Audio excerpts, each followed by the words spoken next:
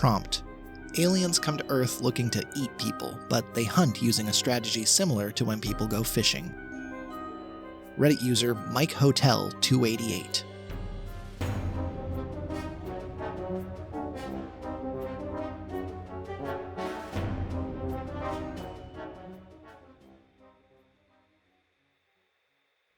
You have no idea what you're doing out here, do you?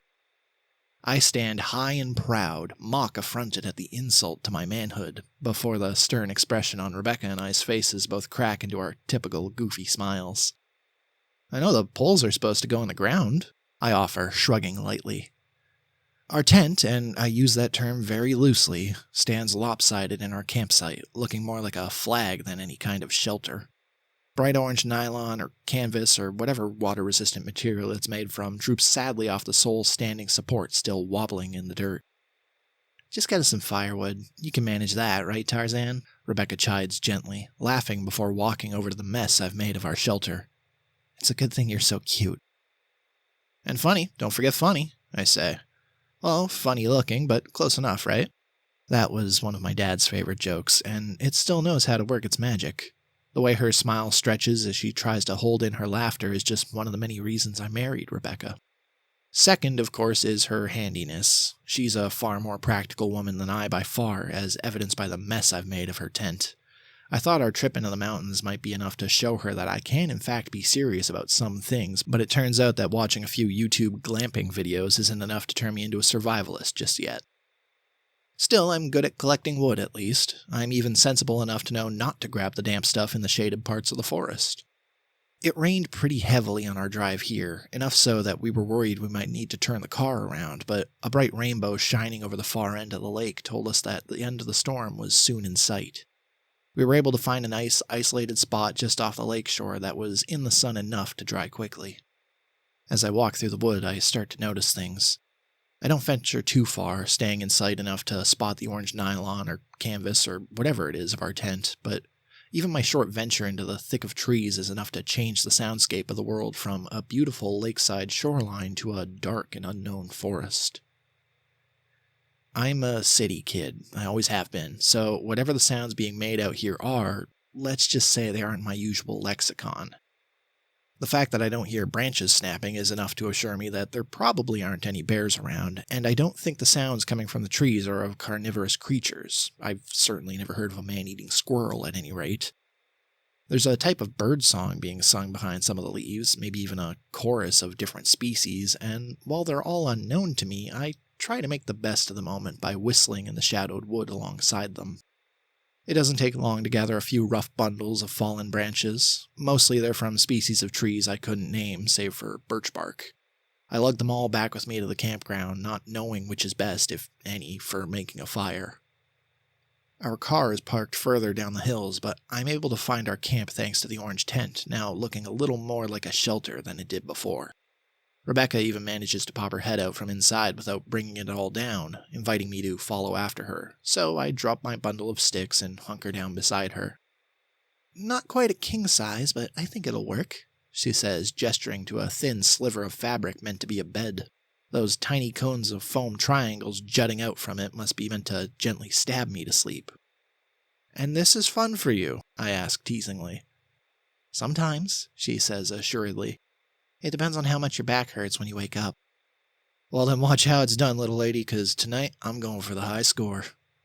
As if to illustrate my point, my back seizes up from kneeling in the tent, and I'm forced to leap outside to stretch. Are you alright? Rebecca asks, hurrying after me. Yeah, I'm fine, I say, and it's mostly the truth. Just getting a head start on you.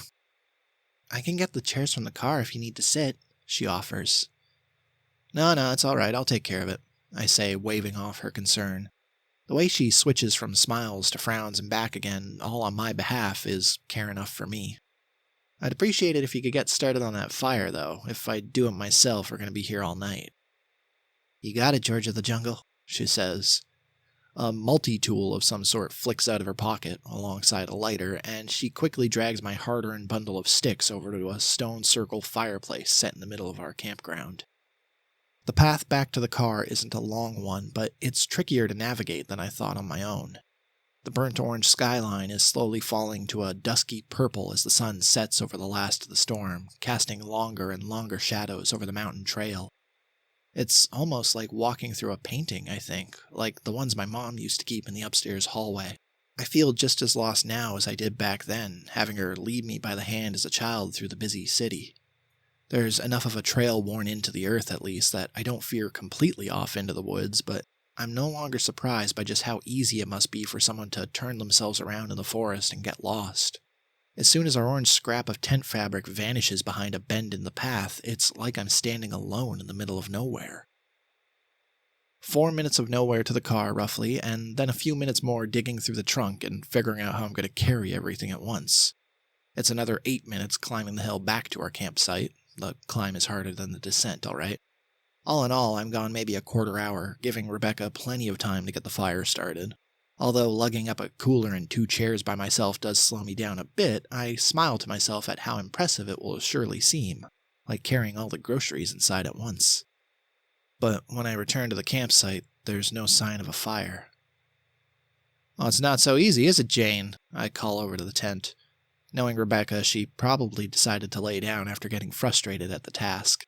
The wood must still be too damp. "Maybe you should let old Tarzan have a try at your magic fire maker." I lean into the tent to borrow the lighter off her, only to find that she isn't there. I lean back out, confused. Before I can wonder what might have happened, a large crashing moves out from the bushes behind me. I scream in as manly a fashion as I can and drop the cooler, sending scattered cheese packets, bread, and individually wrapped bundles of deli meat scattering over the forest floor. "Whoa, relax," Rebecca says, her hand suddenly at my shoulder. "It's just me. I wanted to get some fishing in before the sun sets." "What about the fire?" I ask. "It's not exactly smart to start a fire and leave it, is it?" she chides me. Well, that does make sense. It's not exactly something a city kid would know by instinct, either. "I'll get started on it now if you'll stay and watch it while I fish." "Where are the rods?" I ask, looking around. I can see the shoreline from here, but I can't see where she set them up. "Just around the bend over there. The lake dips into some shallows. Might be something spawning there if I'm lucky." "Okay, well, get the fire started before I freeze out here, would you? I have a very delicate constitution," I say teasingly, shivering as I set up our chairs near the fire pit. Our evening is a pleasant one. I'm not much of a fisherman, but I sure can watch a fire. I might not know how to set a tent or stoke the flames, but years of cooking have taught me well enough to gut and cook a fish over the embers. As Rebecca brings them home, I slice them up for eating, and soon we have a small fish fry. "You got all the bones out, right?" she asks, taking a deep bite into a crisp lakefish before I can even answer her question. "Mostly," I say. When her eyes go wide, I add, "I was as thorough as I could be, but you always have to be careful when eating bone-in fish." She nods. Although the size of her bites shrink after that, her pace does not. "What's the rush?" I ask, still on my first fish. "I was thinking we could get a swim in before the sun sets," she says. "All bloated on fish?" I ask, laughing. "Yeah, right. The lake will still be there tomorrow, you know. Besides, I thought we weren't supposed to leave the fire untended."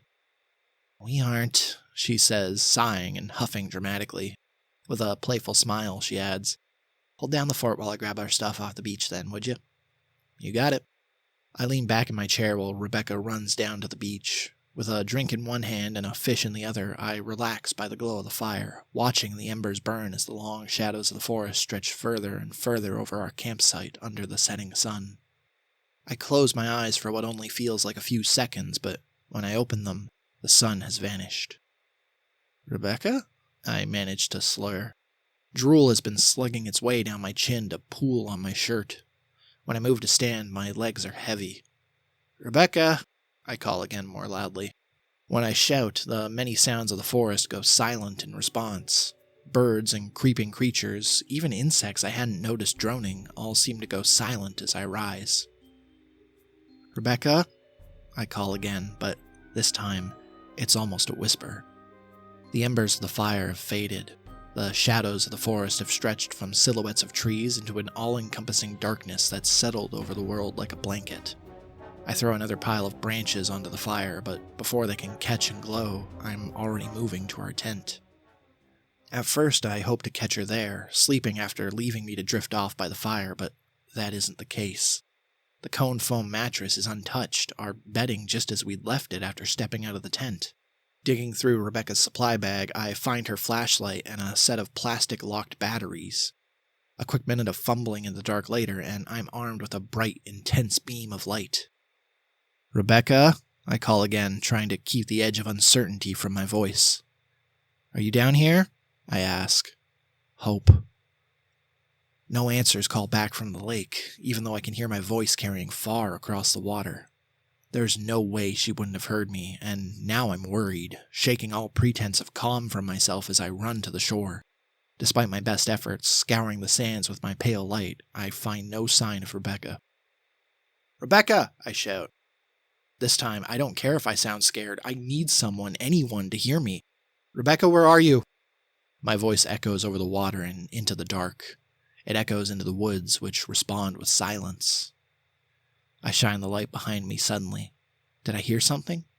No, it was just my imagination.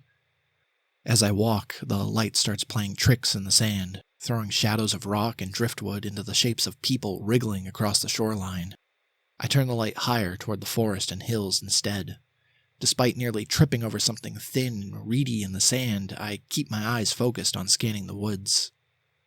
The flashlight catches on trees and sends more shadows scurrying through the dark, my eyes reading every flicker of imagined movement as another face at the edge of the darkness. Silhouettes of shadowed men hide their forms behind the bark. "Okay, joke's over," I yell sternly. "Come on out now, I'm really starting to worry." The forest responds with silence. The lake calls back only with some haunting, unnamed bird song. The sky overhead seems to rumble for a moment before I hear the sound of rain as it falls. Then, in the woods, I hear a distant whistling. It's not Rebecca's voice, I think, but it's something. It doesn't sound like a bird. Wondering what might have happened to keep her quiet, but following her lead, I whistle back, and that whistling chimes again in tune. I follow it for a time into the woods before I see something in the dark, a hand waving at me. "Rebecca, is that you?" I asked, pushing through the scrub and brush. To hell with following the path, my wife is out there, and if I turn away even for a moment, I could get turned around and lose her. "Did something happen?" I asked stupidly. Of course something happened if she can't call for help, but what could it have been? The hand disappears beneath the brush into the ground. Now I'm running. "Rebecca, I'm coming!" I yell. Fight or flight turns the fear in my voice to a determined anger. Did she have an accident, or was she attacked by something?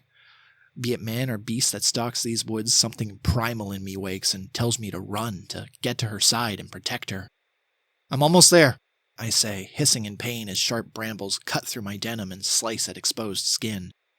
Rebecca, I'm coming!" When I get to the other side of the brush, she isn't there. By the glow of the flashlight, I can see bloodstains on the ground leading off deeper into the forest. I can smell it in the air, watery copper flooding my nose. I follow it slowly at first, carefully. When I call to Rebecca now, she doesn't answer, even by whistling, and I start to worry about how much she's already lost. Something must have happened while I was asleep. She must have tried to climb a hill, or got turned around on the trail, or run into a vicious creature, or... My flashlight catches on a scrap of bright orange something in the trees. Nylon or canvas or whatever it is they use to make water-resistant tents. The trail of blood has circled back to the campsite, but the rain is so heavy now that the fire is snuffed out completely. I can't even smell the smoke through the mist, nor can I spot our chairs or cooler, but I do see the orange of our tent glowing in the night. "Help me," Rebecca says. I see her hand beckon from inside the tent. I run and jump over everything in my path, rain-slick hands fumbling with the zipper and fabric mesh and flaps and all the bits of the tent I couldn't name, throwing myself out of the rain. But she isn't there.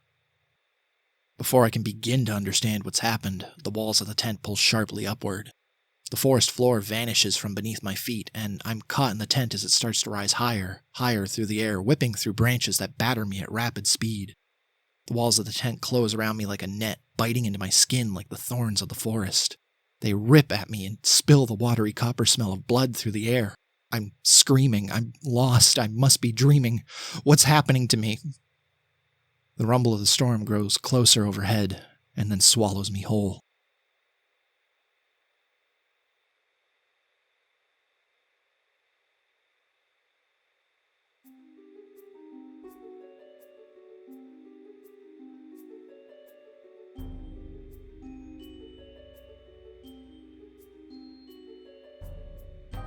Thank you for listening to Bait. Please be sure to leave a like down below if you enjoyed the story, and feel free to leave a comment with your thoughts. I'd love to hear from you all out there.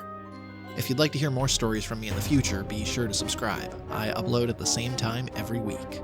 Take care, and I'll see you all next time.